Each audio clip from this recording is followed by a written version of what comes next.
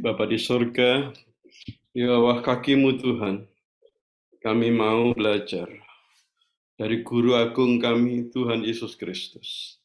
Roh Kudus terangi hati dan pikiran kami, supaya kami boleh menangkap isi hati Tuhan dan melakukannya dalam kehidupan kami. Di dalam nama Tuhan Yesus. Haleluya. Amin. Amin. Salam Ibu Eli, Bapak Ibu semuanya yang ada Shalom. di Papua, di Indonesia, di bangsa-bangsa. Saya percaya kegerakan sedang terjadi dan akan terus terjadi. Reaching everyone, everywhere. Saya atau mungkin barangkali Bapak Ibu juga mengikuti apa yang sedang berlangsung di Amsterdam, di Belanda hari-hari ini. Bisa diikuti secara online. Untuk sesi umum itu bisa diikuti dengan gratis, dengan cara mendaftar. Jadi semangat yang diberikan atau semangat yang hendak ditularkan dari Empower 21 Amsterdam 2023 adalah tema yang saya berikan hari ini, menjangkau semua orang di mana saja dan kapan saja.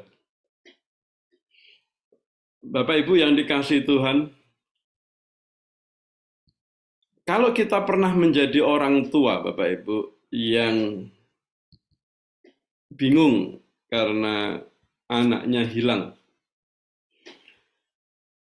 bukan hanya di Indonesia, tetapi juga di bangsa-bangsa.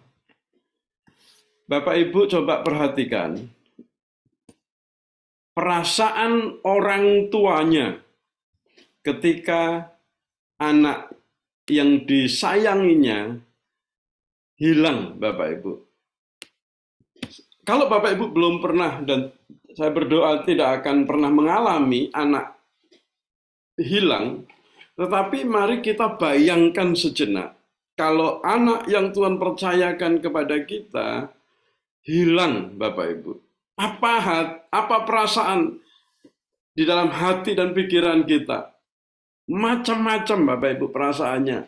Sedih, bingung, galau, entahlah apa yang harus dilakukan.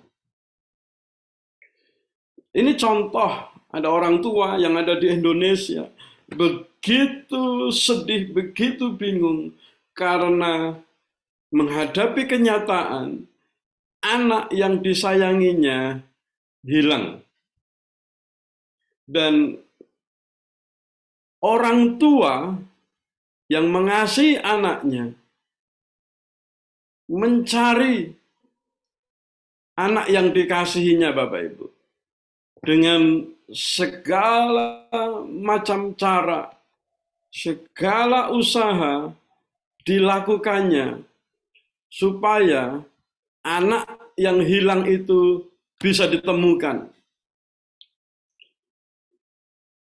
Orang tua akan mengeluarkan biaya, akan membayar siapa saja yang bisa menemukan anaknya yang hilang itu, Bapak Ibu, supaya anak itu bisa kembali lagi ke rumah. Ada berita juga seperti ini. Hilang misterius, keluarga curiga, diculik oleh makhluk halus. Entah itu yang menculik makhluk halus atau makhluk kasar, Bapak Ibu. Orang tua akan berusaha untuk menemukannya kembali. Mau berani membayar 20 juta. Ada yang bilang saya bayar 150 juta. Ada yang bilang begini, kamu mau minta apa saja saya berikan asal anak saya ditemukan. Sejenak Bapak Ibu rasakan apa yang dirasakan oleh seorang ayah atau seorang ibu yang anaknya hilang. Saya percaya dia tidak akan bisa tidur. Siang malam tidur pun gak enak. Makan tidak bisa menikmati. Duduk cuma lihat TV, siapa tahu ada berita tentang anaknya. Bingung. tidak ngerti ini mau melakukan apa, pekerjaan bisa terganggu karena anaknya hilang dan ingin ditemukan. Itu manusia, Bapak Ibu. Di dalam Lukas 15 juga diceritakan tentang anak yang hilang. Bapaknya sepertinya begini, tiap hari mondar-mandir di depan istananya, di depan rumahnya, melihat jauh ke depan setiap hari. Siapa tahu hari ini anak saya pulang. Mungkin sudah dinasehati oleh pegawai-pegawainya. Pak, jangan terlalu sedih. Masuk ke rumah, ayo kita makan bersama. Mungkin ayahnya jawab begini, bagaimana saya tidak sedih? Anak yang saya kasihi hilang. Saya nggak doyan makan. Berhari-hari, berminggu-minggu. Jadi makanannya itu bukan bapaknya yang masuk ke rumah untuk makan, tetapi makanannya dibawa keluar. Dihidangkan di depan rumah. Sambil makan, bapaknya melihat jauh ke depan. Siapa tahu anakku hari ini pulang. Kisahnya Yakub pada waktu diberitakan bahwa Yusuf mati, mungkin diterkam oleh binatang. Yakub bergumul, Yakub sedih, dan dia menangis. Selama 22 tahun, Yakub mengalami kesedihan itu hingga akhirnya Yakub berjumpa kembali dengan Yusuf di Mesir, dan Yusuf masih hidup kembali di pangkuan bapaknya. Saya tidak bisa menggambarkan kesedihan orang tua yang kehilangan anaknya, Bapak Ibu. Itu satu anak hilang. Seumur hidup akan dicari, Bapak Ibu. Lalu bagaimana dengan Bapa? Bagaimana dengan Tuhan kita yang ada di sorga? Bukan hanya 1-2 orang yang hilang hari-hari ini, Bapak Ibu. Tetapi ratusan jutaan, bahkan miliar anak Bapa, anak Tuhan hilang. Dan Tuhan sudah memerintahkan di dalam keempat Injilnya, Bapa di surga perintahkan kepada kita semua, cari anak-anakku. Tolong cari anak-anakku sampai ketemu. Bawa pulang. Bawa pulang. Itu hati Bapa. Itu hati Bapa. Reaching everyone, everywhere, at any time, for Christ, for the kingdom of God. Dari Amsterdam 2023 yang kemarin hari pertama, Rick Warren mengatakan begini, what God loved the most, apa yang diingini Tuhan, apa yang disukai Tuhan, yaitu ketika anak-anaknya yang hilang ditemukan. Amin, Bapak Ibu. Ketika anak-anaknya yang hilang ditemukan, itu melebihi semuanya. Kesaksian yang Tuhan tunggu adalah kita bisa berkata kepada Bapa di surga, Bapa, aku menemukan anak-anakmu yang hilang, Bapa. Aku bawa pulang kembali anak-anakmu yang hilang. Dan hati Bapa akan sangat terhibur. Karena itu satu anak yang hilang ditemukan. Surga pesta besar. Amin, Bapak Ibu. Apakah Bapak senang kalau kita berhasil di dalam bisnis kita, di dalam keluarga, di dalam pekerjaan kita? Bapak pasti senang. Tetapi saya sungguh-sungguh sangat percaya dia lebih senang dan paling senang Ketika kita pulang kepada Bapak, kita ngomong kepada Bapak begini, Pak, aku menemukan anakmu yang hilang, Pak. Aku sudah mencari ke sana kemari, Pak.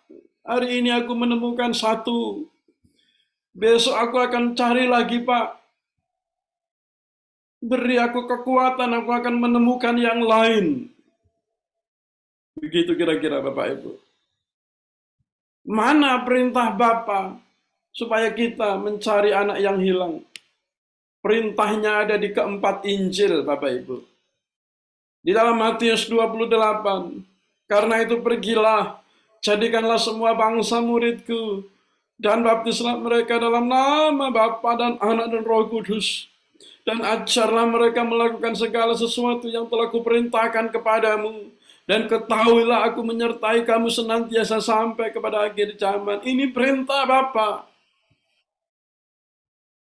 Perintah yang lain di dalam Markus 14. Lalu ia berkata kepada mereka, pergilah, cari anak-anakku. Katanya begitu. Pergilah ke seluruh dunia, beritakanlah Injil kepada segala makhluk. Siapa yang percaya dan dibaptis akan diselamatkan, tetapi siapa yang tidak percaya akan dihukum. Tapi Bapa bilang begini, tapi aku tidak ingin ada satupun yang dihukum. Aku tidak ingin ada satupun yang binasa. Anak-anakku, carilah saudara-saudaramu. Carilah anak-anakku yang lain, kata Bapak begitu. Di dalam Lukas 24, dan lagi dalam namanya berita tentang pertobatan dan pengampunan dosa harus disampaikan kepada segala bangsa. Mulai dari Yerusalem, kamu adalah saksi dari semuanya ini. Yohanes juga mencatat, tetapi siapa yang tercantum di sini telah dicatat, supaya kamu percaya bahwa Yesuslah Mesias, Anak Allah, dan supaya kamu oleh imanmu memperoleh hidup dalam namanya. Semuanya Tuhan ingin menyelamatkan. Semuanya Bapak Ibu. Dan di sini saya ingin mendapat feedback dari Bapak Ibu semuanya. Dengan menjawab pertanyaan ini, mengapa orang Kristen tidak memberitakan Injil? Mengapa orang Kristen tidak mencari anak Bapa yang hilang? Silahkan Bapak Ibu tulis di ruang chat, supaya kita bisa mengerti alasan mengapa orang Kristen tidak memberitakan Injil. Mengapa orang Kristen tidak mencari anak Bapa yang hilang. Bapak Ibu, kalau Bapak Ibu berkenan, dari pengamatan Bapak Ibu, atau dari pengalaman Bapak Ibu sendiri, mengapa kita tidak mencari anak Bapa yang hilang? Kita ini dulu anak yang hilang juga. Betul? Dan kita ditemukan oleh anak-anak Bapa yang lain. Sehingga kita masuk kembali ke dalam rumah Bapa. Sehingga kita kembali mendapatkan posisi anak itu. Kita dipulihkan kembali posisi kita. Supaya kita tahu Bapak Ibu, mengapa kita tidak mencari anak Bapa yang hilang. Silahkan Bapak Ibu memberitahu saya, memberitahu kita semua. Alasan mengapa kita sudah tahu firman Tuhan, mengapa kita sudah tahu perintah Bapa untuk mencari anak yang hilang itu, tetapi kita tidak melakukannya. Karena ada banyak alasan, ada banyak sebab. Salah satunya yang Ibu Dewi sampaikan adalah karena terlalu nyaman di zona yang nyaman. Ini ada alasan lain Bapak Ibu. Orang-orang Kristen yang motivasi mengikuti Tuhan adalah kenyamanan. Kalau dia sudah sampai kepada kenyamanan, dia tidak akan lagi naik ke level berikutnya. Karena itu tujuannya. Kalau orang Kristen sudah nyaman hidup, segala-galanya ada seperti di Eropa ini, Bapak Ibu. Kita ini di Eropa ini, ke dokter itu sudah tidak usah mikirin biaya kalau kita punya asuransi yang benar di Eropa ini. Sekolah anak-anak sudah tidak perlu lagi membayar. Kalau Bapak Ibu punya status di Eropa sini dan tidak atau kehilangan pekerjaan, Bapak Ibu akan ditanggung makanan dan minumannya oleh pemerintah. Jadi sepertinya di Eropa ini sudah tidak lagi atau sudah sangat jarang orang berdoa, Bapa kami di dalam surga, berikanlah kami makanan kami pada hari ini. Karena apa? Karena mereka sudah nyaman, Bapak Ibu. Karena jangankan berdoa, jangankan menginjil, memberitakan Injil, mencari anak Bapa yang hilang, sama sekali tidak ada di dalam pikirannya. Karena jangankan untuk menginjil, untuk kebutuhan sehari-hari saja, mereka merasa tidak perlu lagi minta kepada Bapa. Sebuah tragedi. Ini sangat-sangat menyedihkan. Dan mungkin ini bukan hanya di Eropa atau di negara-negara maju seperti Jepang, Australia. Mungkin ini juga terjadi di Indonesia, Bapak Ibu. Pada level kenyamanan tertentu, orang tidak lagi mencari anak Bapa yang hilang, padahal itu perintah Bapa. Saudara bisa mendengar, apakah kita bisa mendengar erangan hati Bapa? Cari anak-anakku, cari anak-anakku. Aku kangen mereka. Aku ingin mereka semuanya kembali pulang. Ayo jangan duduk saja. Jangan duduk, jangan diam. Pergilah cari anak-anakku yang hilang. Ada yang mengatakan, Ibu Cindy mengatakan, karena tidak mau peduli akan orang lain. Yang penting sendiri selamat, gak mau pusing dan gak mau repot. Ini model orang Kristen yang acuh. Ini model orang Kristen yang gak care sama anak-anak Bapa yang lain. Anak Bapa itu bukan cuma kita, Bapak Ibu yang dikasihi Tuhan. Anak Bapa yang lain yang masih di jalan-jalan, yang saudara temuin di mall-mall, yang saudara temui di kantor setiap hari. Mereka itu juga anak Bapa yang hilang. Karena Ibu Elmi mengatakan begini, karena belum tahu ada perintah agung itu. Ini kebangetan orang Kristen model seperti ini, Bapak Ibu. Sudah jadi orang Kristen bertahun-tahun tidak tahu ada perintah agung. Ada commission, ada great commission itu. Saya bingung kalau ada anak-anak Tuhan, orang-orang Kristen yang tidak mengerti ada amanat agung ini. Mungkin mereka membaca yang lain. Lalu Ibu Miriam juga bilang, kepentingan diri sendiri lebih diutamakan. Tidak mau berkorban. Ini nggak tahu ya anak model apa seperti ini. Cuma yang dipikirin dirinya sendiri. Makan-makan sendiri. Hidup-hidup sendiri.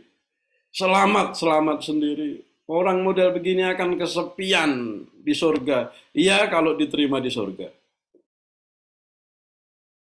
Lalu gereja tidak menggembar-gemborkan perlunya menginjil kepada jemaat. Nah ini bikin bingung kita semua juga. Kalau gereja tidak mengajarkan mencari anak Bapa yang hilang, lalu gereja mengajarkan apa? Karena hati Bapa adalah kembalinya anak-anak yang hilang itu. Itu the center of gravity. Itu pusat ketertarikan Bapa itu ada di situ. Yesus turun dari surga ke bumi ini untuk apa? Bukan hanya untuk mati di kayu salib, saudara. Kematian Tuhan Yesus di kayu salib itu ada maksudnya, ada tujuannya. Jadi tujuannya bukan mati di kayu salib, tetapi mati di kayu salib itu adalah cara Bapa. Itu kan ceritanya. Bapa sendiri meremukkan kepalanya, gitu kan? Bapa sendiri meremukkan anaknya. Supaya apa? Supaya semua anak-anaknya yang lain diselamatkan. Itu tujuannya. Kalau kita bilang, dosa itu biasa, tidak selamat itu biasa, lihat salib itu. Lihat salib itu. Satu anak Bapa yang hilang harganya adalah salib penderitaan Kristus. Jadi nggak main-main. Harganya segitu. Harganya adalah kematian Kristus.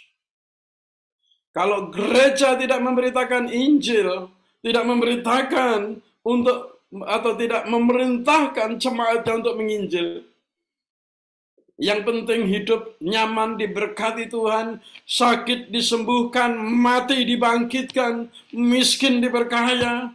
Kalau hanya itu, Bapak Ibu, kita jadi gereja belum lengkap. Amin. Pastor Hadi bilang begini, kurangnya pengetahuan tentang Injil karena tidak diajarin, apatis, acuh, takut. Nah ini, takut ini, apa yang kita takutkan? Yang kita takutkan adalah penilaian orang terhadap kita. Yang kita takutkan adalah apa kata orang nanti terhadap saya. Kalau saya menceritakan tentang Yesus kepada mereka. Takut, Ibu Rosiana melengkapi. Tidak tahu caranya, takut ditolak, trauma masa lalu, tidak memiliki belas kasihan. Nah, banyak sekali alasan, banyak sekali ketakutan yang anak-anak Tuhan alami. Tidak tahu caranya, barangkali ini perlu training, perlu pelatihan. Yesus melatih murid-muridnya untuk memberitakan Injil. Takut ditolak oleh teman-temannya. Kan ada dua pilihan. Kita memilih untuk memberitakan Injil supaya orang bertobat dan lahir baru dan kembali kepada Bapa, atau kita lebih memikirkan perasaan teman-teman kita dan perasaan kita sendiri. Jangan-jangan nanti kalau saya memberitakan Injil, dia pergi dari hidup saya. Jangan-jangan nanti kalau saya memberitakan kabar baik, orang itu menjauh dari saya. Bapak Ibu coba bayangkan, ketika ada sepak bola Argentina dan Indonesia beberapa hari yang lalu, yang suka sepak bola tentunya ini ya, begitu semangat menceritakan bola, nggak ada rasa takut tuh, nggak ada rasa malu untuk ditolak, semua dengan semangat menceritakan, ini pertandingan bola, dahsyat, begitu kan? Lebih dahsyat mana pertandingan bola dengan Tuhan kita? Kalau saudara suka makan, saudara mungkin menceritakan kepada temanmu tentang restoran yang pernah saudara kunjungi. Dan saudara bilang dengan semangat, itu bakmi goreng itu enak sekali. Yang di Kupang mungkin saudara cerita tentang sei.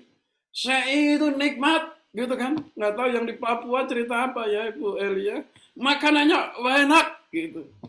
Saudara cerita tanpa rasa takut, rasa tanpa sungkan. Semua diceritakan, padahal dampak dari makanan itu cuma 4 jam atau 5 jam, habis itu lapar lagi. Dampak dari cerita tentang Injil kabar baik Yesus Kristus, dampaknya kekal. Mengapa kita malu? Mengapa kita takut? Yang salah, kita yang salah. Amin, Bapak Ibu. Haleluya. Apalagi ini? Terlalu banyak pertimbangan, toleransi, kebablasan. Jadi tidak melangkah sama sekali. Ini terlalu banyak mikir. Ini bagaimana kalau ini? Bagaimana kalau itu? Enggak jalan-jalan. Lalu kurang pengetahuan firman Tuhan, itu yang tadi Pastor Adi bilang, kurang belas kasihan. Nah ini bahaya besar, kurang kasih ini. Allah adalah kasih. Begitu besarnya kasih Allah kepada dunia. Kalau kita bilang kurang kasih, artinya kita tidak hidup di dalam Tuhan. Karena di dalam kasih tidak ada ketakutan. Firman Tuhan bilang begitu. Kalau kita takut, artinya kasih itu tidak ada di dalam kita. Kalau kasih tidak ada dalam kita, jangan bilang Tuhan ada di dalam kita. Tuhan tidak ada dalam kita. Loh Pak Lut, saya ini Kristen sejak lahir. Bahkan sebelum lahir saya sudah dideklar Kristen oleh orang tua saya. Saya baptis selam sampai nggak muncul-muncul kembali gitu kan. Selamnya sampai bermenit-menit gitu. Oh, kalau saudara nggak punya kasih, saudara tidak memberitakan Injil. Meskipun engkau ke gereja tiap hari Minggu, saya berani katakan begitu. Tuhan tidak ada di dalam dirimu. Begitu saja sudah. Amin, Bapak Ibu. Pak Lut jangan keras-keras, Pak Lut. Saya keras terhadap diri saya sendiri juga, Bapak Ibu. Karena ada firman Tuhan. Celakalah kalau kita tidak memberitakan Injil. Paulus bilang begitu. Pengajaran keselamatan di gereja mulai bergeser ke arah teologi kemakmuran, sehingga semangat penginjilan tidak lagi dikobarkan. Ini dia masalah gereja. Kita harus jujur, Bapak Ibu, terhadap kondisi gereja saat ini. Dan bukan hanya jujur, kita harus berani mendobrak kenyamanan ini. Kita ke gereja bukan supaya diberkati. Kita jadi Kristen bukan supaya diberkati. Kita sudah diberkati Tuhan. Karena itulah kita ke gereja. Motivasi kita ke gereja bukan diberkati, Bapak Ibu. Kita sudah diberkati duluan. Amin, Bapak Ibu.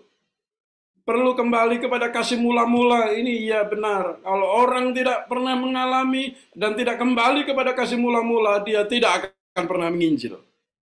Dia tidak akan pernah mencari anak Bapa yang hilang itu.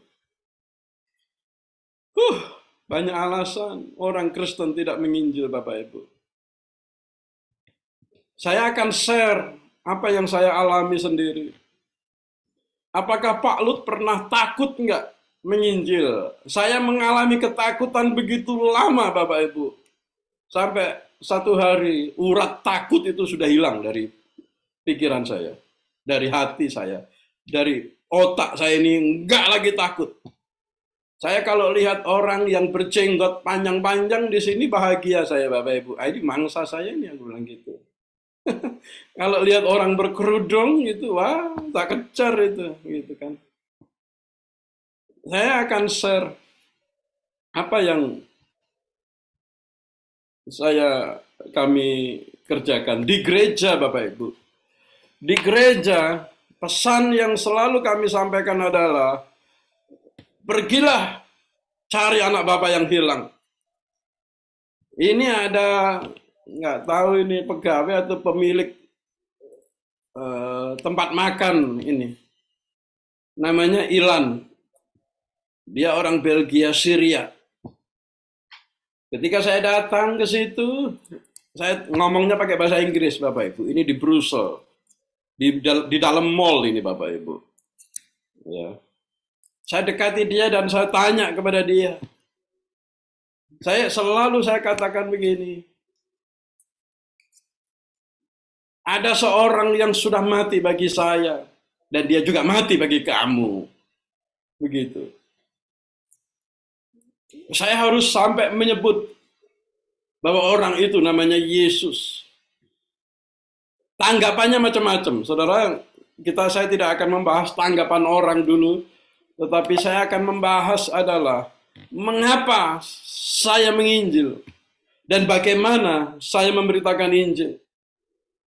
Saya ketemu orang ini di depan supermarket Cina, Bapak Ibu. Ketika saya melihat dia, ini jadi kayak mata elang gitu lah Bapak Ibu kira-kira ya. Mata kita ini kalau jalan-jalan harus seperti mata elang, tajam memandang begitu. Saya lihat hidung orang ini model orang Indonesia begitu kira-kira. Kalau gitu saya dekati dia dan saya bertanya, "Are you Indonesian?" Saya tanyanya begitu pertama kali. Dia jawab begini, "Yes, I am Indonesian." Nah, langsung saya pindah ke bahasa Indonesia kan, karena saya tahu dia orang Indonesia. Oh, orang Indonesia Mbak ya? Iya, saya juga Indonesia Mbak. Gitu. Ini hari Senin kemarin saya temuin dia Bapak Ibu. Saya lalu tanya, "Kamu asalnya dari mana?" Dia ternyata dari Magelang. Saya dari Klaten. Aneh kan? Orang Klaten tanya kepada orang Magelang pakai bahasa Inggris. Itu baru terjadi di Brussel ini Bapak Ibu. Jadi akhirnya kami dekat gitu kan. Saya bilang begini, "Saya ini pendeta. Kamu takut nggak dengan pendeta?" Saya tanya begitu. "Oh, saya nggak takut." "Kenapa harus takut?" Wah, poin pertama, bagus kan, dia tidak akan lari. "Oke, kalau gitu saya undang kamu ke gereja." Langsung begitu, karena dia sudah tahu saya pendeta kan. "Nanti saya minta nomor teleponmu sekarang, nanti istri saya akan kontak kamu." Nah begitu Bapak Ibu. Dia enggak, responnya puji Tuhan bagus. Setelah ngobrol-ngobrol, karena istri saya sedang di kafe, saya bilang sama dia begini, "Sekarang kalau kamu ada waktu, kamu ikut saya ngopi." Saya bilang begitu. Nah ini bayar harga ini Bapak Ibu. Ngajak ngopi. Istri saya ada di warung kopi sekarang, gitu. "Ayo kita ke sana, kita ngopi bareng." Saya bilang begitu. Ngopi akhirnya. Ngopi waktunya kan jadi tambah lama kan, waktu ngopi kan, gitu kan. Dan setelah cerita dia bilang begini, "Pak Pendeta, Ibu Pendeta, nanti hari Minggu depan saya akan ke gereja." Dia bilang begitu. Wow, itu surga mendengar, itu sukacita. Saya sudah laporan dikit-dikit sama Bapak. "Pak, anakmu sudah hampir pulang, Pak." Gitu. Dia lagi on the way, Pak. Gitu, saudara. Seneng. Bapak seneng, kita juga seneng. Yang nemuin seneng juga, kan? Gitu, Bapak Ibu. Nah, ayo. Jadi rasa takut, mungkin pertanyaannya bagaimana menghilangkan rasa takut itu. Ini nggak tahu ini saya lupa orang mana ini, Bapak Ibu. Ini di jalan raya, jalan pertokoan, rame banget. Gitu. Dan yang saya cari adalah orang-orang yang bingung, orang-orang yang kelihatannya galau, yang nggak ngerti mesti ngapain gitu. Nah, itu jadi target juga. Dan kebanyakan memang orang-orang Muslim yang ketemu sama saya ini. Saya bilang, ya, saya tanya apa kabarnya. Akhirnya saya doakan. Gitu. Puji Tuhan, saya dari sekian banyak orang, 99% orang mau didoakan Bapak Ibu. Mau didoakan. Kalau diajak ke gereja, memang tidak semuanya mau, nggak apa-apa. Tapi yang penting nama Yesus sudah diberitakan bahwa ada seseorang yang mati bagi kamu dan dia sangat mengasihi kamu dan dia ingin kamu pulang. Ini orang Prancis Bapak Ibu. Di jalan, saya doakan dia, waktu saya doakan dia nangis sejadi-jadinya. Kenapa dia nangis? Karena dia diusir oleh istrinya. Nah gini Bapak Ibu, kan kita ini kan nggak tahu ya, apa yang dialami orang, macam-macam pengalaman orang itu. Itu ada anak muda, gagah perkasa, delek-delek, saudara tahu delek-delek itu apa ya? Bingung di jalan, pandangannya kosong. Nah, cari yang seperti ini Bapak Ibu. Itu mangsa paling enak gitu kan. Dan saya membaca satu buku, dibilangnya begini. Media paling efektif untuk memberitakan Injil adalah bukan sosial media, bukan Facebook atau yang lain-lain, tetapi hati yang hancur. Hati yang hancur kalau dijamah oleh Tuhan, kalau disentuh dan direstorasi, dipulihkan oleh Tuhan, hati yang hancur ini, dia akan menyebar kemana-mana. Seperti wanita yang ada di sumur, itu menyebar kemana-mana, Bapak Ibu. Ya, mungkin saudara rajin kirim WhatsApp, taruh ayat-ayat di Facebook, mungkin itu kurang efektif ya. Tetapi saudara, saya yakin yang paling efektif adalah ketika kita menemukan hati yang hancur, lalu kita doakan dia, dan kita follow up dia, dan Tuhan akan menjamah dia. Itu hati yang seperti itu Bapak Ibu. Kalau dijamah oleh Tuhan, dia akan menyebar dengan begitu cepat. Dan dia akan berkata kepada orang-orang yang dia kenal, aku ketemu seseorang yang menceritakan Tuhan. Dan Tuhan itulah yang memberikan pengharapan itu. Nah, Bapak Ibu yang dikasihi Tuhan, apa pesan Injil yang harus kita sampaikan kepada setiap anak-anak Bapa yang hilang itu? Ini dia. 1 Korintus 15 ayat 3 sampai dengan 4. Sebab yang sangat penting, ini yang sangat penting Bapak Ibu, nggak boleh lupa ini. Telah kusampaikan kepadamu, yaitu apa yang telah kuterima sendiri. Langsung ini Paulus terima langsung dari Tuhan. Ialah bahwa Kristus telah mati karena dosa-dosa kita, sesuai dengan kitab suci, bahwa ia telah dikuburkan, dan bahwa ia telah dibangkitkan pada hari yang ketiga, sesuai dengan kitab suci, dan dia akan datang kembali. Nah, pesannya kan nggak susah Bapak Ibu. Pesannya nggak susah. Kita bisa ingat-ingat itu. Yang susah itu, yang menjadi kendala, itu adalah pikiran kita, rasa takut, rasa sungkan, rasa apatis tadi itu, rasa acuh. Dan yang kedua, tidak tahu bagaimana menceritakan Injil itu. Pertama begini Bapak Ibu, caranya. Pertama, hilangkan intimidasi di dalam pikiran kita. Bagaimana caranya Pak Lut menghilangkan? Caranya adalah begini. Ketahui identitas kita, bahwa kita adalah anak raja yang pertama. Anak raja tidak pernah takut dengan siapapun. Yang kedua, percayalah bahwa Roh Kudus menyertai kita. Yang ketiga, tentu kita, ini cara yang paling efektif adalah lakukan, dan lakukan. Praktek, praktek, praktek. Itu sangat efektif, saudara. Bagaimana cara saya menghilangkan ketakutan? Terjun, itu cara paling efektif. Enggak, kalau dipikirin lama-lama, kelamaan mikir, jadi makin takut. Gitu. Jangan kelamaan mikirnya. Orang di jalan, ya udah deketin aja. Temuin dia, ngomong langsung begitu. Itu cara paling efektif. Nggak percaya? Coba aja. Coba aja temuin orang itu di jalan, di mal-mal. Gitu Bapak Ibu. So, ya, pertama-tama mungkin kelabakan ya. Pertama-tama kayak orang mau belajar renang. Takut berenang, dijorokin ke kolam renang, gelagapan Bapak Ibu. Gelagapan itu bahasa Indonesia bukan ya? Kampul-kampul gitu, tenggelam muncul. Itu kalau belajar berenang gitu kan. Ya nggak apa-apa, pertama, kedua, ketiga mungkin masih begitu. Yang keempat, yang kelima, keenam, sampai selama-lamanya lancar berenang itu Bapak Ibu. Gitu. Memberitakan Injil juga begitu. Ya.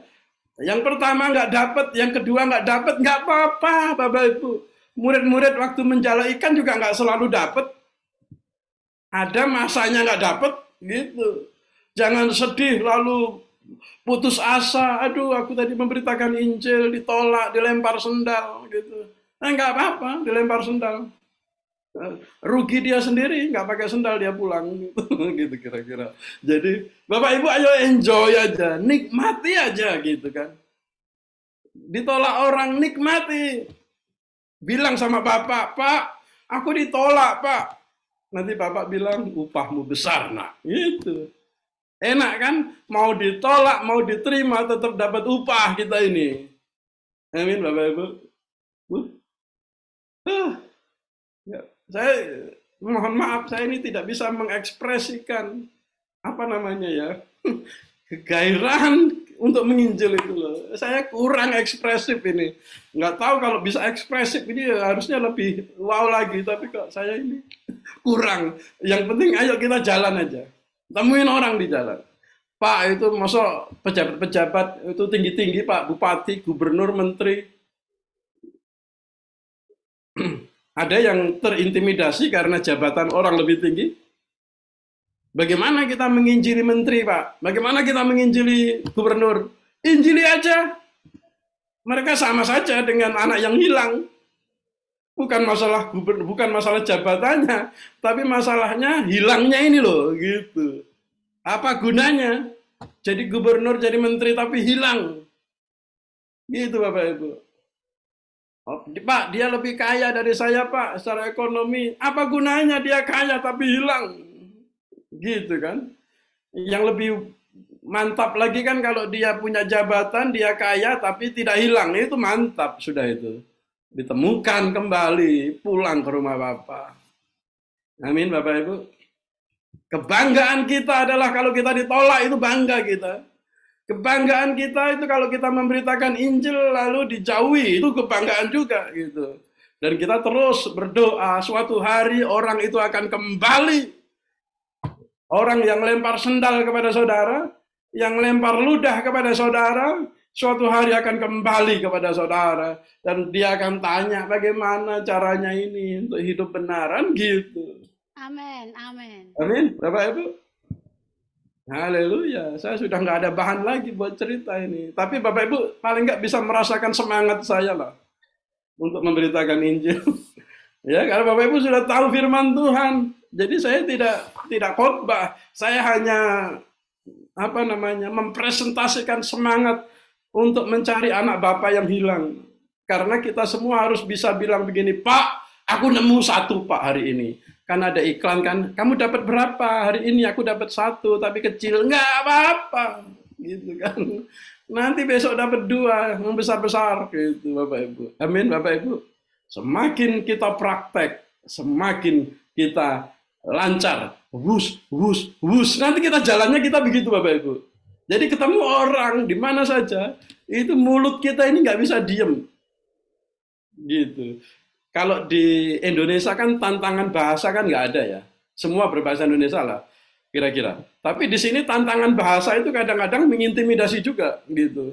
Ngomong bahasa Perancis pelegak-pelegu, bahasa Belanda juga nggak bisa, bahasa Inggris kadang-kadang kacau di grammarnya, tetapi nggak peduli saya gitu. Yang penting tak ngomong dulu lah, Pak, Bapak aku tak ngomong dulu.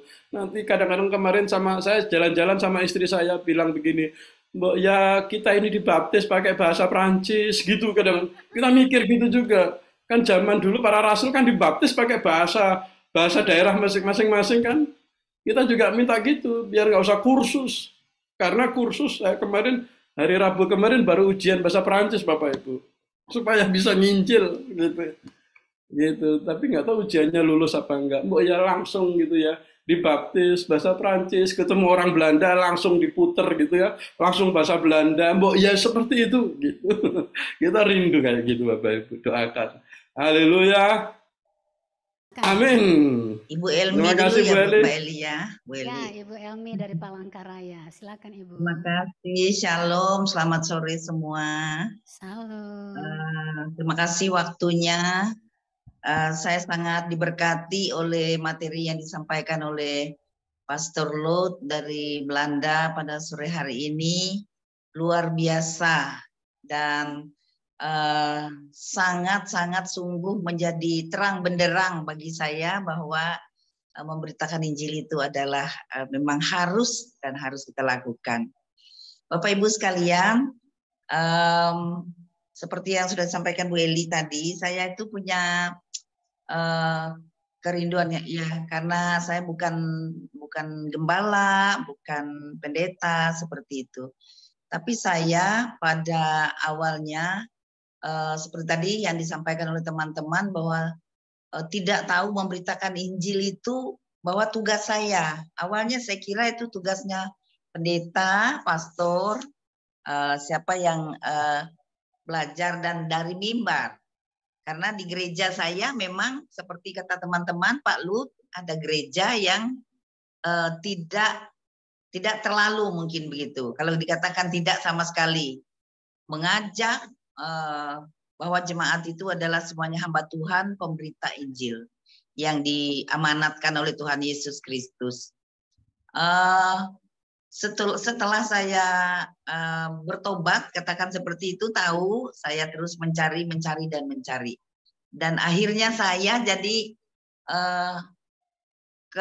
keranjingan, apa ya namanya istilahnya, sampai anak saya bilang, anak saya itu belum kayaknya, Mama jangan terlalu dibicarakan sama, ya belum sepenuhnya lah mereka, Mama nanti dia pergi, nanti dia pulang. Itu memang kenyataan Pak Lut, ada terjadi dalam keluarga saya. Tapi saya tidak tahu, tidak kenal. Saya terus saja terus. Sampai akhirnya tahun 2010 saya berkesempatan ke Israel dan saya mencoba memberitahukan kepada tour guide, karena dia hafal semuanya. Cerita ini nasnya ada di sini, dia kita begini. Pada akhirnya saya tanya, apakah Anda Kristen begitu, percaya Yesus? Ternyata bukan Pak Lut. Jadi itu. Nah setelah pulang dari situ, saya terus berdoa. Kerinduan saya menyampaikan untuk semua orang. Dan itu saya sudah kerjakan. Di mana-mana. Dan ini tadi kami baru saja pulang dari Israel lagi kembali, karena saya terus berdoa, saya ingin sampaikan kepada orang Yahudi asli, dan saya berdoa, puji Tuhan, tadi apa yang disampaikan oleh Pak Lut, hilangkan ketakutan, percaya Roh Kudus ada, kemudian praktek, lakukan. Itu saya lakukan. Kebetulan kami pergi ke tembok ratap pada hari Senin, yang pada harinya hari raya umat Yahudi ini. Saya lihat, aduh mereka bersenang-senang, banyak, mereka pakai baju putih, pakai itu, topi itu, yang anak mudanya menari-nari, nyanyi, yang bapak-bapak seperti biasa yang kami datangin, mereka pegang itu, kitab itu, terus berdoa sampai ada yang menangis, ada yang ya seperti biasa kita lihat di sana. Saya diingatkan di bus kalau kita jangan mengganggu mereka itu sedang ibadah. Tetapi nggak tahu waktu itu ada seorang ibu pas di depan saya, 2 sap dari tembok itu ada ibu-ibu yang pakai kursi roda yang bisa jalan sendiri gitu, datangin orang yang sedang sembahyang ini, dan di belakangnya ada tulisan Singapura. Oh saya lihat dia jamah dan dia juga sebentar terus pulang. Pikiran saya, ini orangnya. Nah begitu ibu itu pergi, terus saya maju. Pak, saya kebetulan, saya nanya dengan bahasa Inggris yang terbatas, dia mau menerima saya. Apakah Anda percaya, tahu bahwa Tuhan itu ada, God itu ada? Saya bilang, iya. Apakah engkau tahu ada Yesus Christ? Iya. Nah, dia itulah Mesias, saya beritakan seperti itu. Dan dia itu mengasihi Anda. Dan ternyata ibu ini sedang hamil, Pak, 7 bulan. Mau saya doakan? Dia mau saya doakan. Ya Tuhan, terima kasih, saya luar biasa bersyukurnya. Saya ketemu asli dia Yahudi yang belum percaya Yesus, masih memanggil-manggil supaya Mesias datang, dan saya berkesempatan memberitakan Injil untuk dia. Sesudah itu nomor 1, saya mundur lagi, ada lagi satu orang itu, dan saya berdoa itu yang lucunya Bu Eli dalam bahasa Dayak. saya bahasa saya. Oh, siapa? Oh, Paul, bentar ya. Bentar saya lagi ngomong. Ya, bentar Paul, bentar. Ya, hari Senin Paul. Ya, bentar, yuk. Ya. Sama Opa, suruh kasih sama Opa. Saya berdoa bahasa Dayak dan mungkin dia terbengong-bengong juga. Bahasa Dayak sesudah selesai, saya kasih tahu Mantap Bu Tuhan. Elmi. Mengasihimu. Terus ada satu lagi, yang satu ini karena saya juga ini mau saya doakan, dia begini-begini, dia katanya, dia tunjuk ini, saya sedang baca ini. Ya, saya bilang, saya doakan lagi, saya berdoa untuk kamu dalam bahasa Dayak. Tuhan Yesus mengasihimu, Tuhan tolong orang ini, kalau Tuhan memang memilih dia, biar dia percaya dalam bahasa Dayak, dan saya terus pergi Bu Eli. Selama lucu ada juga. Selama di sana, karena kami nginapnya di Bethlehem, ada satu orang Palestina yang dia nginap, dia Arab asli, juga anak muda, kerja di tokonya souvenir yang Pak Wali Kota punya itu. Dia bekerja, itu juga saya kesempatan. Sehingga Bu Eli, Pak Lut, puji Tuhan saya menyampaikan untuk 5 orang di Israel. Puji Tuhan, dan itu kesampaian doa saya dan Tuhan menjawab. Saya mau sampaikan kepada mereka, saya kasihan lihat kuburan-kuburan itu tanpa salib, masih banyak. Lihat mereka yang kebetulan kita dibawa ke makam mamanya Yusuf ya, mamanya Yusuf dan Benyamin. Di situ aduh sampai ada yang tertidur begitu karena berdoa begitu. Nah, kalau di situ saya tidak punya kesempatan untuk mendoakan mereka, dan puji Tuhan 5 orang. Itulah pengalaman saya, dan betul sekali apa yang Pak Lut katakan, praktek lakukan. Bahasa Dayak pun jadi. Terima kasih, Tuhan berkati, shalom. Shalom, puji Tuhan. Terima kasih Bu Elmi, kesaksiannya sangat memberkati ya. Harusnya begitu. Dari Indonesia tuh paling banyak pengunjung peziarah ya yang ke Israel. Harusnya mereka juga terus beritakan Injil kepada semua orang yang mereka temui di Israel. Karena Israel ini sangat kita doakan untuk mereka segera terima Tuhan Yesus. Ya, puji Tuhan. Baik, silakan yang lain. Bu Eli, saya mohon pamit karena ada Zoom di yang lain ya. Terima kasih semuanya. Pak Lut, terima kasih berkatnya luar biasa. Silakan Bu Elmi. Ya, selamat sore teman-teman. Shalom. Shalom. Ya, ini ada Bu Yepi dari Tentena. Ini pun penginjil juga nih, radikal ini. Memberitakan Injil kepada kelompok radikalis yang ada di Poso di Tentena. Baik, ada Pak Simon Hadi. Mungkin ada pengalaman Bapak dengan orang Ya, itu ISIS. shalom. Syria, silakan. Syria. Shalom. Ya, salam puji Tuhan. Shalom, hambanya Pak Lut. Terima kasih untuk support bagi setiap kita yang menginjili, Pak ya. Ya, sebenarnya kita kan sering nih belajar tentang teori ya, pendidikannya, bagaimana merekrut orang, caranya seperti apa, ini kita pelajari. Tapi Bapak Ibu, ketika kita berhadapan dengan kenyataan, ini memang beda ya. Jadi jujur saya membaca, belajar, tapi saya lebih cenderung lebih senang ketika langsung terjun ya. Nah, di situ saya belajar banyak. Ditolak iya, merasakan kecewa ya pernah ya. Terus dihakimi juga pernah ya. Rasanya seperti apa? Tetapi ketika ada yang beberapa poin tadi itu kita bisa tangkap, kita tidak merasa lagi kecewa, kita tidak lagi merasa terintimidasi seperti apa yang dikatakan Pak Pastor Lut. Pernah saya alami ditolak pernah, tapi sangat-sangat senang sekali ketika ada orang yang kita injili, dia menerima. Nah, saya nggak fokus kepada kegagalan-kegagalan itu, tapi saya fokus kepada yang berhasil. Sehingga di pikiran saya itu enak ya kalau berhasil ya. Kayak istilah mancing ya. Mancing itu ada ditarik sama ikan, ada gregetnya gitu ya.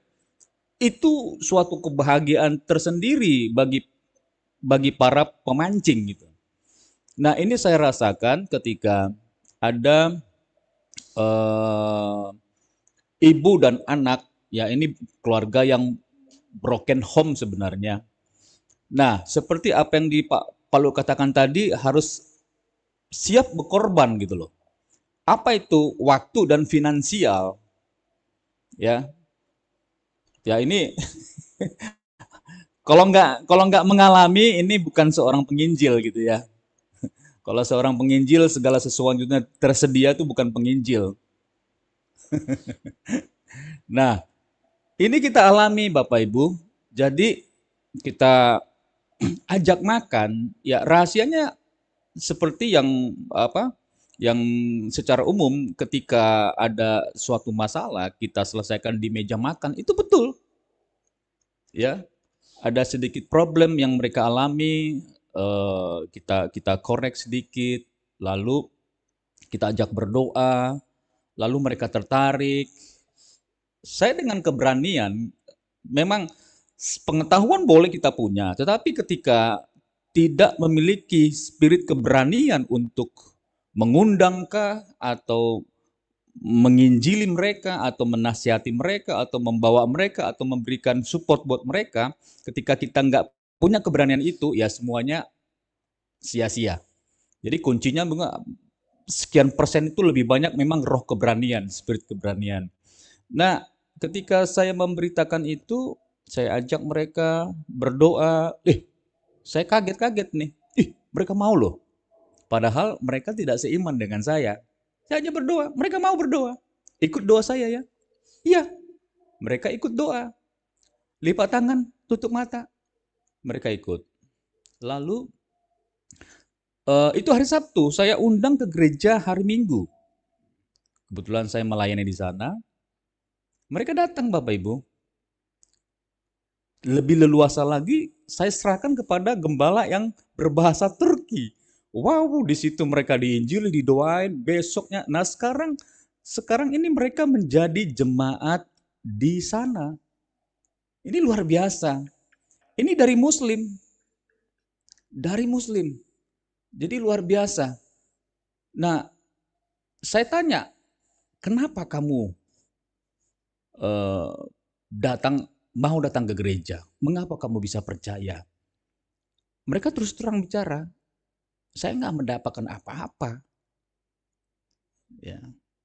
Nah, ini sebenarnya kesempatan besar buat gereja-gereja Tuhan yang masuk ke Middle East, khususnya di Turki. Mereka sendiri pun tidak mengalami, tidak hidup di dalam apa yang mereka ajarkan.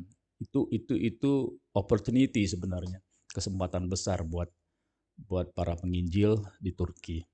Meskipun mereka pakai jilbab, nggak, no. Nah, ini yang pengalaman kita.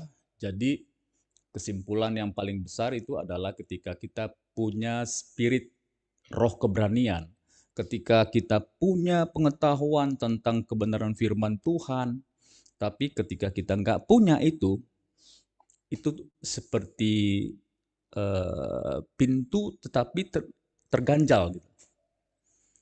Seperti itu kira-kira Bu Eli, tapi puji Tuhan hari-hari ini memang roh keberanian itu sangat diperlukan di masa-masa penginjilan supaya banyak jiwa-jiwa dimenangkan untuk Tuhan. Demikian Bu Eli, Tuhan Yesus memberkati. Terima kasih Pak Hadi untuk sharingnya. Bapak Ibu yang dikasih Tuhan Yesus, saya sangat diberkati ya dengan perjalanan atau step-step yang sedang Tuhan bawa kepada Bapak Hadi ini. Dimulai dari doa Bapak Ibu. Jadi Pak Hadi ada di Turki, awal mulanya adalah melayani di Menara Doa. Nah, kenapa Menara Doa dan kenapa harus berdoa di sana? Adalah untuk terjadinya tuaian jiwa-jiwa. Setelah sekian tahun berdoa, sekarang Pak Hadi udah masuk kepada proses yang berikutnya, step yang berikutnya, yaitu apa? Penjangkauan. Dan doa-doanya sudah dijawab berupa jiwa-jiwa yang dimenangkan. Nah, saya percaya kita semua di sini, apapun bidang pelayanan kita, di gereja, apapun itu semuanya, ujungnya kalau nggak ada jiwa-jiwa dituai, itu something wrong. Jadi karena itu Pak Hadi di sini ya sebagai pendoa yang boleh bilang duduk aja berdoa, duduk saja berdoa, duduk saja berdoa. Tapi itu ada waktunya. Ya, jangan duduk terus berdoa, harus ada. Ya, kami juga walaupun sekali-sekali keluar, kalau ketemu orang kami memberitakan Injil. Do something, Bu. Do something. Ya, puji Tuhan. Bukan Terima kasih duduk Pak Hadi, semangat ya. Itu pray until something happen. Push. Ya. Jadi Pak Hadi ini berada di satu posisi di peta dunia ya, di pintu gerbang Eropa ya, dengan Timur Tengah. Ya, pintu gerbang bangsa-bangsa. Benar-benar beliau sedang dalam musim di mana masuk kepada next step-nya daripada perjalanan pelayanannya di Eropa, yaitu sekarang penjangkauan jiwa. Saya mengenal Pak Lut juga demikian, ya. Awalnya terus berdoa untuk Eropa, ya, bertahun-tahun berdoa Eropa. Sekarang Pak Lut sudah mendarat, ya, udah mulai beberapa tahun terakhir ini penjangkauan jiwa-jiwa untuk orang-orang Eropa asli di sana. Bapak Ibu ya, itu luar biasa ya, dahsyat banget, semangat terus dalam berdoa karena jiwa-jiwa itu sudah di depan mata. Silakan Pak Fernando. Iya, terima kasih buat sharing yang begitu luar biasa untuk membangkitkan dan saling memberikan semangat dalam penginjilan. Karena dalam penginjilan kita butuh perjuangan. Tadi Pak Lut kasih ilustrasi pertandingan sepak bola. Maka saya ambil kita ini seperti pemain. Banyak sekali supporter di dalamnya. Mereka tahu waktu itu hambatan penginjilan. Mereka tahu waktu tetapi tidak tahu bagaimana caranya. Mereka tahu di mana mereka ada di lapangan untuk bermain, tetapi mereka tidak tahu bermain itu bagaimana. Dan bagaimana mereka cara untuk memberikan permainan itu mereka tidak tahu. Itu umpama seperti supporter. Saya pernah berkomentar positif tentang sepak bola Indonesia saat ini yang sangat baik. Ketika saya berikan satu komentar bahwa teman-teman dari Indonesia pun memberikan feedback, ada yang baik, ada juga yang negatif. Yang baiknya, iya sudah sekian lama seperti contoh SEA Games kemarin, sekian lama akhirnya menang. Itu baik. Tapi kita lihatlah, tapi ada yang jawab dengan yang pesimis punya. Ya iyalah, kita lihat nanti berapa tahun ke depan atau pertandingan berikutnya, apakah bisa mempertahankan semangatnya atau nanti naik turun atau memang jatuh terus. Itu adalah tantangan dalam penginjilan. Itulah seperti pelayanan yang kita lakukan. Banyak sekali melihat seperti kita nih, wih enak sekali ya pelayanan yang ada, tetapi di medan itu kita yang nikmati, kita yang rasakan bagaimana tantangan-tantangan yang ada. Ditolak, saya juga mengalami itu. Apalagi saya yang masih muda, ketemu dengan orang-orang tua, baik orang asli Indonesia, bahkan orang Hong Kong, siapa kau? Itu sudah biasa, jadi tidak menjadi satu hambatan lagi. Bahkan saya punya statement, semakin ditolak, semakin merambat. Semakin ditolak, semakin semangat dalam penginjilan. Itu modal yang ada dalam penginjilan yang ada. Dan jiwa-jiwa terus Tuhan datangkan. Jujur saya secara yang baru, anak muda, melihat bahwa Tuhan berperkara di dalamnya.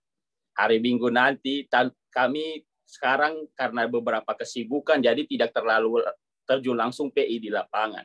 Tetapi ketika seperti tadi kami sharing dengan satu rekan hamba Tuhan, satu lembaga misi yang berbeda dengan kami di gereja yang lain, dia bilang begini, begitu saya ceritakan kalian berdua, saya, Pak Fernando dengan Ibu Ice, lembaga misi saya bilang, wih, mereka itu bagus sekali dalam pelayanan. Saya bilang, saya langsung cuma kasih tahu, bagus bagaimana, Kak? Iya, saya tanya lagi ke 2 minggu lalu ada satu dari lembaga misi yang lain dari Hong Kong, orang asli Hong Kong bilang begini, kalian bagus sekali. Saya tidak pernah cerita bagaimana saya bergerak, salah satunya saya olahraga badminton. Saya tidak pernah cerita ke siapapun. Seperti kemarin istri bilang, iya dia sering main badminton. Iya, saya pernah dengar dari siapa. Ternyata berita itu ketika kita memberitakan berita tentang kita pun diceritakan kepada banyak orang, termasuk orang asli Hong Kong. Yang dimana bahkan hari Sabtu kemarin istri juga bahkan akhirnya dia panggil saya, kami bersama-sama untuk dengan orang asli Hong Kong. Mereka kebingungan bagaimana cara menjangkau, melayani orang-orang Indonesia ini. Karena sangat unik kita orang Indonesia. Saya bilang sangat unik. Berbeda sekali dengan orang di sini. Jadi ketika bilang mereka mau membantu kita punya hati, itu satu hal yang baik sekali untuk orang Hong Kong atau darah Chinese. Dia bilang dia mau dukung, itu berarti sesuatu yang kita bilang baik sekali. Tetapi tangkapan kita orang Indonesia terkadang belum sampai di situ. Kita kebingungan. Saya harus pulang kah? Saya mau lanjut kontrak kah? Saya terima bantuannya dia kah atau tidak? Ada sungkannya, ada ininya. Jadi orang Hong Kong pun bingung. Akhirnya kami mengajarkan bagaimana caranya. Akhirnya coba kasih masuk media itu menginjili pembantunya. Puji Tuhan boleh diinjili. Ada lagi yang kami tidak pernah dapat kontak, ya dia kontak berapa hari lalu. Tolong layani. Kami sudah tantang dia terima Tuhan Yesus. Tetapi kami bagaimana cara pemuridannya kami tidak tahu. Kami serahkan ke Bapak Ibu. Saya bilang puji Tuhan, silahkan diserahkan. Kami siap muridkan dan kami siap baptiskan. Itu yang kami alami. Bahkan di hari Minggu nanti ada 2 fenomena yang baru untuk saya. Yang pertama di pagi hari kami melayani satu CC yang dimana dia secara pribadi ketika dia mengunjungi satu gereja Hong Kong dia sangat nyaman, tetapi dia tidak mengerti dengan bahasa. Seperti tadi Bapak bilang kita terkadang mau tapi terhambat dengan bahasa. Akhirnya dia dapat nomornya istri, tidak tahu dari siapa, dia hubungi, Ibu saya rindu sekali. Ini dari Muslim dari Kedah. Akhirnya awalnya ibu bilang kapan kita bisa ketemu 2 minggu ke depan. Tetapi ada feedback yang baru bahwa dia bilang, Ibu, minggu ini boleh nggak saya datang? Siang begitu, saya rindu sekali Ibu layani saya mau terima Tuhan Yesus. Terus saya rindu, langsung saya tidak mau masuk kelas untuk masuk kelas baptisan. Saya cuma bilang, ya, kalau dia yang menawarkan, toh kita juga sangat menerima dengan sukacita. Dan di malam hari kami juga melayani satu mbak yang dimana dia punya mama Kristen, bapaknya Muslim, sampai kelas 3 SD dia Kristen, tetapi karena sikap orang tuanya dari perempuan yang tidak baik, akhirnya dia kecewa, punya sakit hati dan akar pahit yang ada, akhirnya dia pindah agama.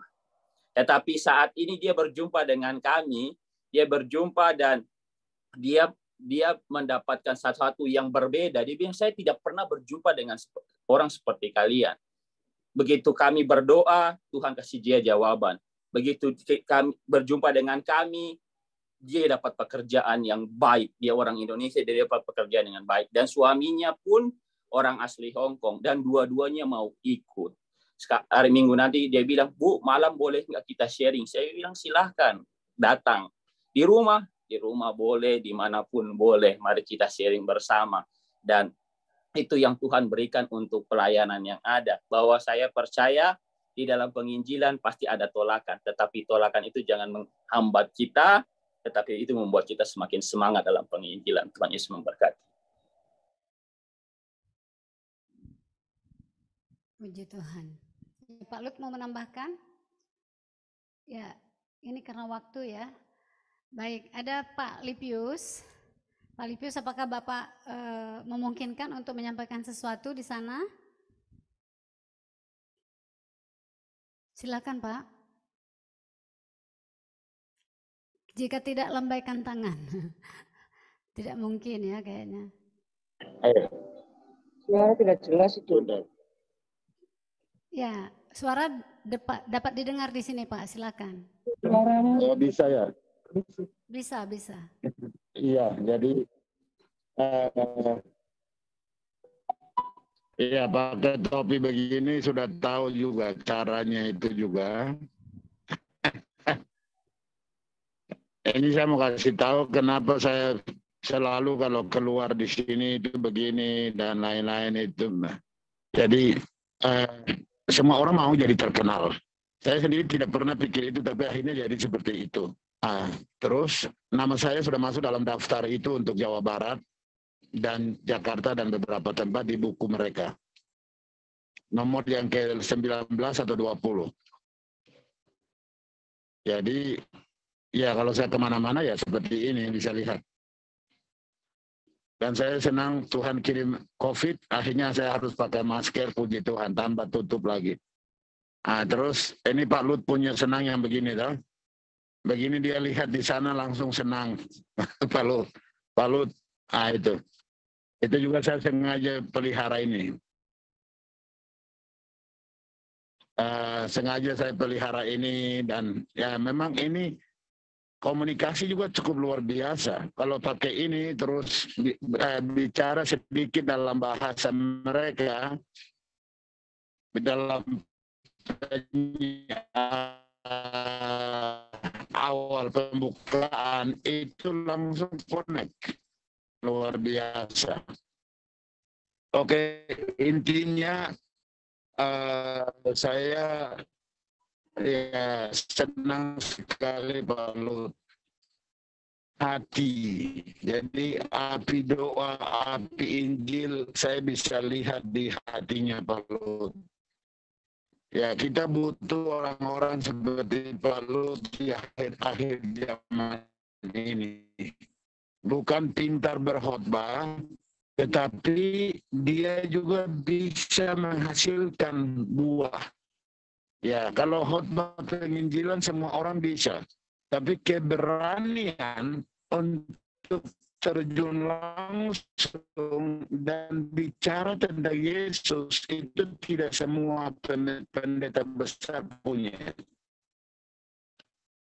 Pendeta besar bicara di depan orang pintar atau di gereja pintar, tapi suruh berdoa di tempat acara kenegaraan atau acara-acara ini tidak pernah sebut nama Yesus. Tuhan dari awal Tuhan sampai selesai Tuhan berkata.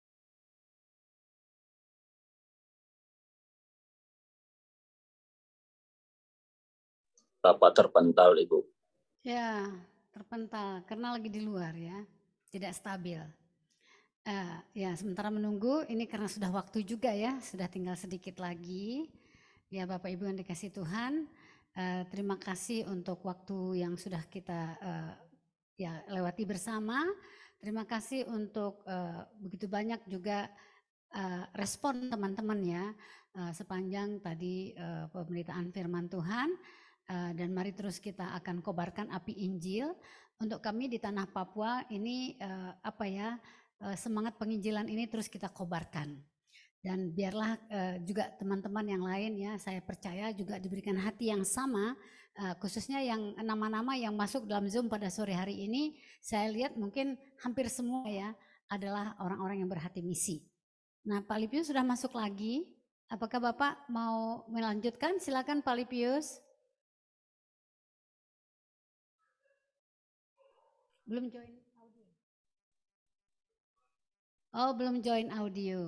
Ya, baik. Puji Tuhan. Kalau begitu kita akan naikkan doa ya. Kita akan naikkan doa, kita bersyukur kepada Tuhan untuk terus Tuhan taruh di hati kita hati yang berbelas kasihan kepada jiwa-jiwa.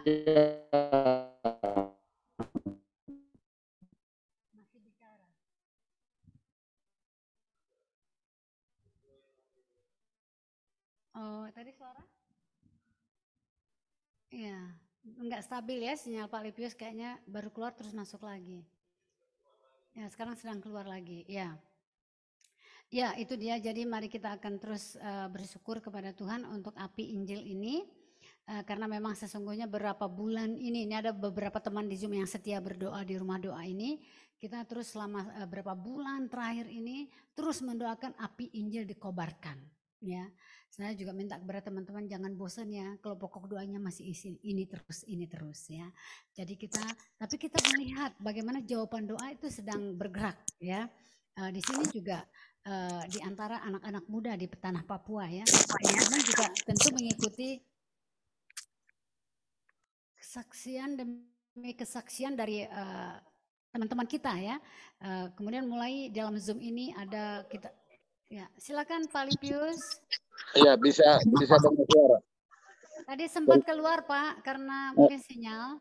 Iya, sinyal karena saya di luar ini, jadi Ya, tapi mungkin silakan. HP yang satu itu memang kadang-kadang seperti itu. Oke, jadi intinya yang saya mau bicara, memiliki hati seperti Paulus. Ya, hati Paulus itu digambarkan beberapa surat-surat Paulus. Salah satunya 1 Korintus pasal 9 itu ayat 16 ke ayat berapa itu. Celakalah aku jika aku memberitakan Injil. Itu poinnya. Itu poin penting yang kita bisa ambil. Bagaimana Paulus merasakan seperti itu kalau dia tidak lakukan amanat agung. Nah, terima kasih untuk Pak Paulus. Pak Paulus lagi, Pak Lut. Ya, saya kasih gelar Pak Paulus saja ya.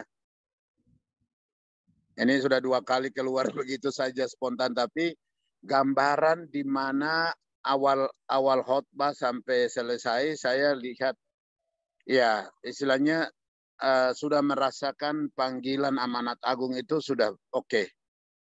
Itu penilaian dari saya sih. Ya saya sendiri punya kerinduan Tuhan hadirkan orang-orang seperti itu dimanapun, kapanpun. Situasi apapun, kondisi apapun, haus akan memberitakan Injil.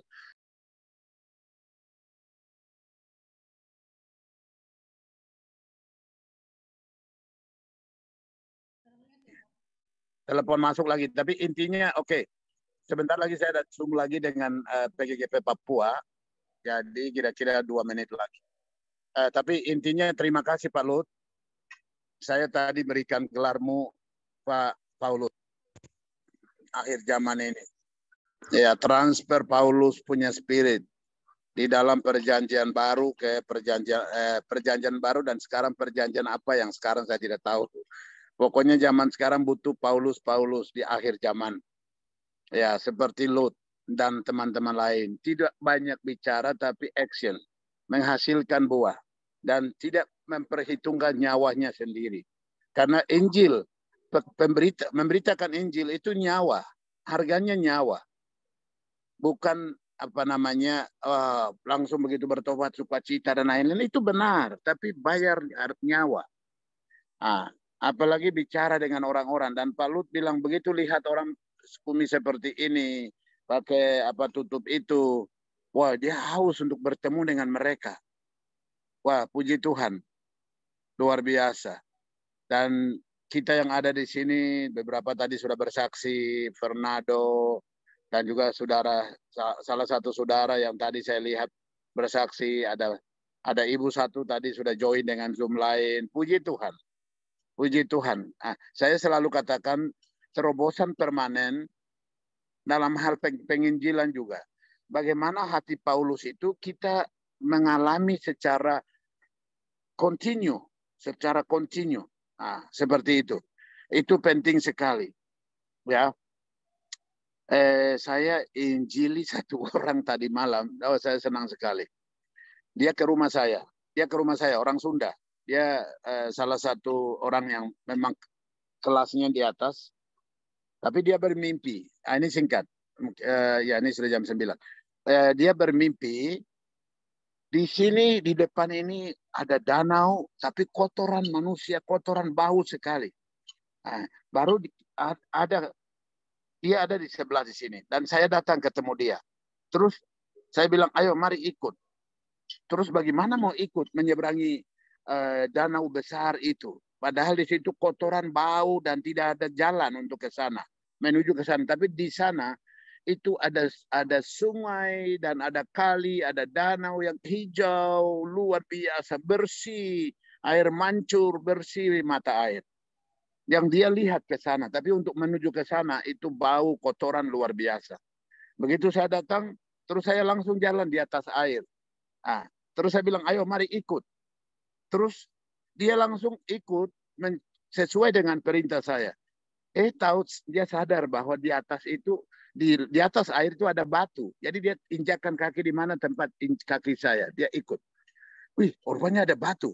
Tapi sebelah sini, sebelah sana itu bau dan kotoran. Sampai lewat, masuk di tempat yang ujung yang dia lihat, yaitu sungai yang luar biasa, danau yang hijau, bersih, transparan. Masuk di sana dan saya katakan mandi. Dan saya mandi, hati tenang, sejuk. Terus itu mimpi dia. Dan dia kasih tahu saya begitu. Terus saya bilang, apa yang kamu pikirkan?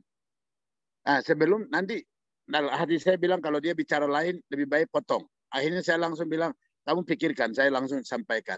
Saya pendeta, kamu tahu toh, saya pendeta. Berarti saya bawa kamu masuk surga. Di sana itu gambaran Tuhan di surga. Indah, sunyi, dan lain-lain. Jadi kamu orang Sunda, puji Tuhan. Kamu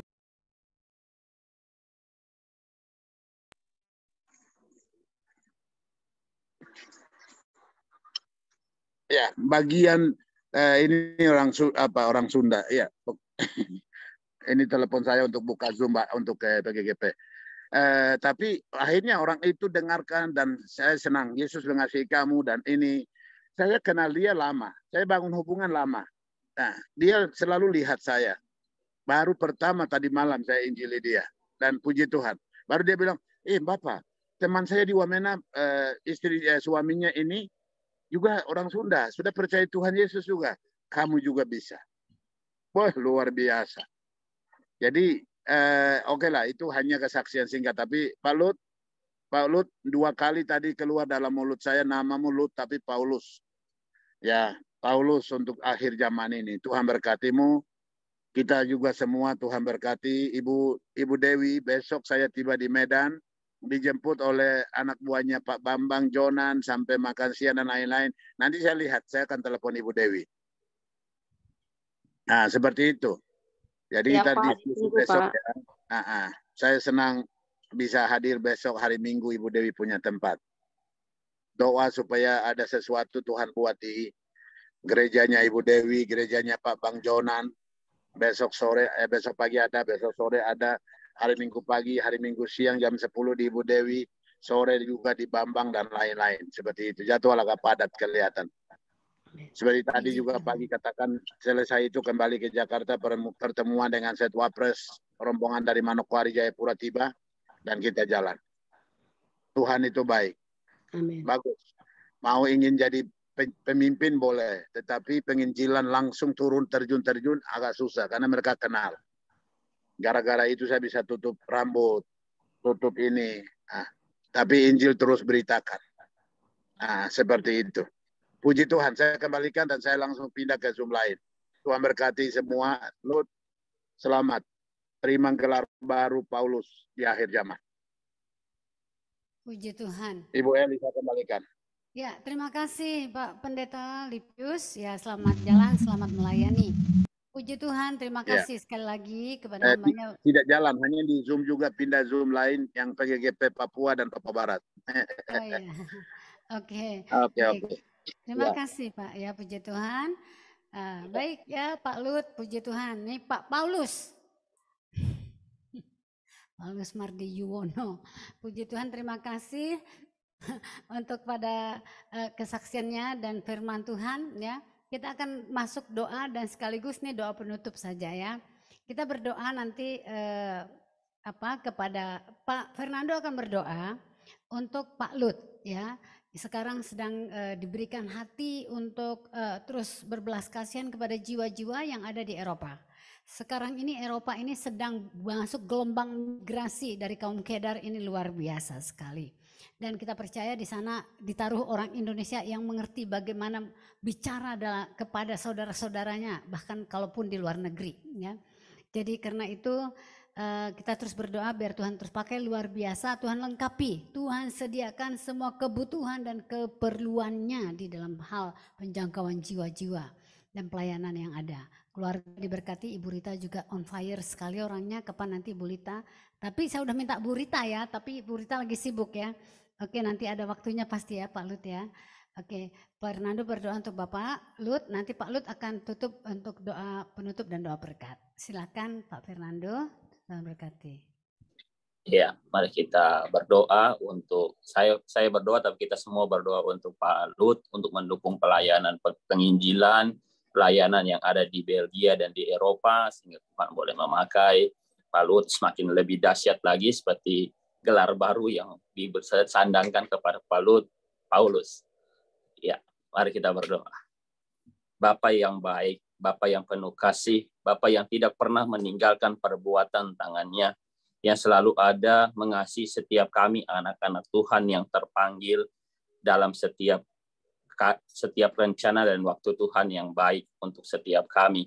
Kami bersyukur untuk media yang Tuhan siapkan untuk kami, baik secara onsite dari Papua, Rumah Doa Segala Bangsa yang hadir di sana secara langsung, bahkan untuk setiap kami yang terus hadir dan setia dalam ruang Zoom yang ada melalui kegiatan online di malam hari ini bersama dengan Pak Lut yang ada, yang memberikan materi, yang memberikan kesaksian, yang memberikan semangat baru, motivasi baru untuk setiap kami untuk dibukakan kembali, bahkan diberikan semangat penginjilan itu, sehingga semakin kami diingatkan untuk tetap semangat di ladang pelayanan misi yang ada. Kami bersyukur untuk materi, untuk setiap hal yang sudah dibagikan menjadi modal yang sangat berharga untuk setiap kami, menjadi bekal yang baik dalam penginjilan-penginjilan yang ada. Bahkan Tuhan berkati kami semua sehingga api Injil itu, api penginjilan, api jiwa-jiwa itu tertanam untuk setiap kami, sehingga setiap kami diberikan kepekaan, kehausan untuk jiwa-jiwa yang membutuhkan kasih Bapa. Kami berdoa Tuhan Yesus Kristus yang melampaui segala batas dan akal kami selalu ada dalam hati dan pikiran kami, sehingga kami terjun langsung dan menerima terobosan itu dalam kehidupan kami. Berbicaralah Tuhan untuk setiap kami dan berikan semangat itu, api itu untuk kami. Bahkan kami juga berdoa untuk Pak Lut secara pribadi. Tuhan tolong dalam penginjilan yang ada di Belgia, yang ada di Eropa. Tuhan berkati Pak Lut dan istri. Semangat api itu Tuhan bakar selalu, Tuhan kobarkan selalu untuk jiwa-jiwa yang ada di Belgia. Kami tahu banyak tantangan, banyak keterbatasan yang sedang dihadapi Pak Lut bersama dengan Ibu. Tetapi Tuhan yang melampaui segala batas akal dan pikiran kami ini mampu menguatkan, berikan spirit itu terus menyala dalam semangat Pak Lut bersama dengan istri dalam penginjilan yang ada. Tuhan berkati jiwa-jiwa yang sudah dimenangkan. Tuhan berkati Pak Lut yang sebagai pembina. Tuhan tolong dalam pembinaan yang ada, sehingga semakin kuat dalam pengenalan akan Tuhan. Bahkan jiwa-jiwa yang belum mengenal Tuhan, yang Tuhan siapkan untuk Pak Lut dan istri untuk penginjilan yang ada. Kami berdoa Tuhan siapkan jiwa-jiwa baru untuk siap dituai, siap dimenangkan untuk kemuliaan nama Tuhan. Kami percaya Tuhan yang menolong, Tuhan yang menerobos setiap pelayanan yang ada. Kami berdoa untuk Pak Lut dan istri, buat keterbatasan dari segi bahasa yang ada. Itu tidak meluputkan semangat penginjilan yang ada, tetapi semangat itu terus ada. Dan kami percaya Tuhan memberkati, mempersiapkan karunia demi karunia khusus untuk Pak Lut. Ketika berdoa, mujizat terjadi. Ketika berbicara, orang yang memiliki masalah boleh terselesaikan dan mendapatkan jalan keluar. Tuhan tolong dan Tuhan berkati. Pakai hamba-Mu dengan karunia-karunia khusus yang ada dalam penginjilan yang ada, sehingga makin banyak jiwa lagi dibawa untuk kemuliaan nama Tuhan. Semangat itu, api Roh Kudus itu terus semangat dikobarkan, terus tertanam dalam kehidupan penginjilan pelayanan Pak Lut bersama dengan istri. Tuhan tolong dan Tuhan memberkati. Kami terbatas secara manusia dalam setiap keterbatasan dalam pelayanan yang ada. Untuk itu Tuhan siapkan dan Tuhan cukupkan setiap apa yang dibutuhkan dalam media pelayanan yang ada. Kami percaya Sang Sumber berkat itu mampu terus mencukupkan setiap apa yang dibutuhkan. Berikan kekuatan, kesehatan selalu untuk kedua hamba-Mu dalam pelayanan yang ada. Tuhan pakai lagi, lebih dahsyat lagi. Inilah doa kami, kurang lebihnya kami taruh ke dalam tangan Tuhan. Jadilah kehendak-Mu di bumi seperti di sorga. Demi nama Tuhan Yesus kami telah berdoa. Amin. Amin. Amin. Silakan Pak Lut.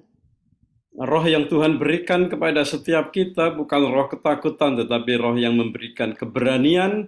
Ketika anak-anak-Mu ini Tuhan membuka mulut kami Tuhan, Engkau yang memberikan keberanian itu kepada setiap kami untuk memberitakan Injil kerajaan-Mu Tuhan kepada setiap jiwa-jiwa yang Tuhan bawa, yang kami temui Tuhan, di mana saja dan kapan saja Tuhan, kepada siapa saja berita Injil, kabar baik itu diberitakan.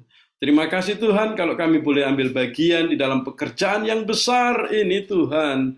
Dan kami percaya Tuhan, hari-hari ini sampai 10 tahun ke depan Tuhan, kami mau sepakat Tuhan, sampai 2033 seluruh dunia akan mendengar kabar Injil Kerajaan Allah ini Tuhan. Dan kami adalah pasukan-pasukan Tuhan yang akan menyelesaikan amanat agung ini sampai kesudahannya. Terima kasih Tuhan, kami terima berkat-Mu, sukacita dan damai sejahtera ketika kami memberitakan Injil itu Tuhan, ada bersama dengan kami. Dan berkat Tuhan memampukan kami untuk hidup di dalam kebenaran-Mu. Di dalam nama Tuhan Yesus Kristus, setiap kita yang diberkati Tuhan, bersama kita katakan, amin. Amin. Amin. Puji Tuhan.